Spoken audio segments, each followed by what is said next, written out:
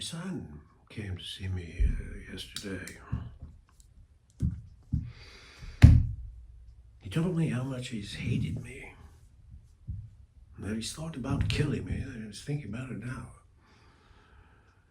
And even though I would deserve it for deserting him and cheating on his mother and for all the lies that I told him, the sick part of it was, he said, that he couldn't do it because I'm still his hero.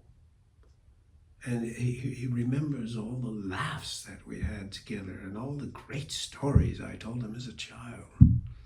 And that even though I'm a pompous ass who just wants to drink himself into death, he came to tell me one of the stories that I told to him all those many years ago. So, for whatever it meant to him or to me, here's what he came all these many miles to tell me, for what it's worth. There was a man who kept to himself because he was shy and uncomfortable around people.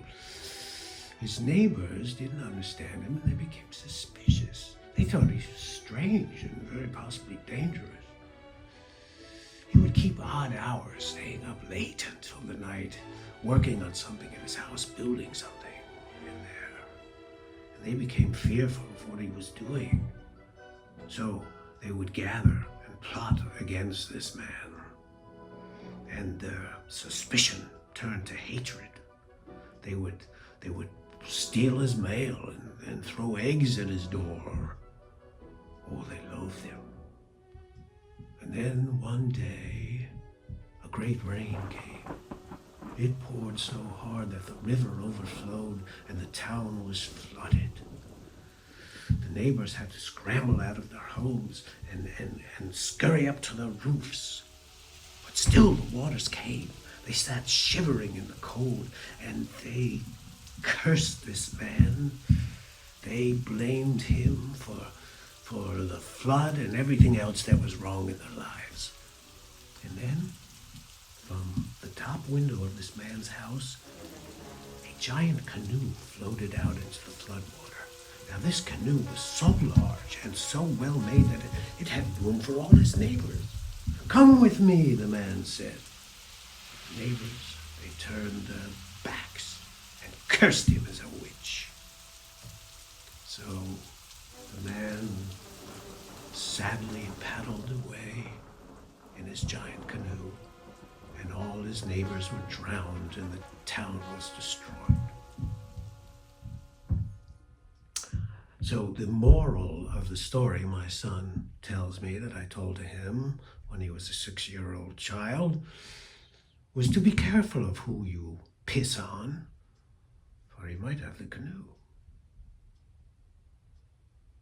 "Do you have the canoe, Dad?" my son inquired.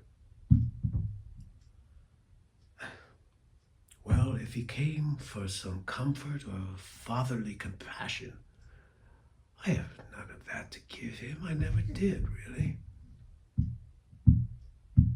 "No, son, I don't have a canoe," I said. And then we sat there for a long while with nothing left to say. Finally, he got up, and I thought for a moment maybe he had changed his mind and he will kill me after all. But alas, he did not, unfortunately. He just turned and walked away, back into the night, back to the misery that he came from. And I returned to my own.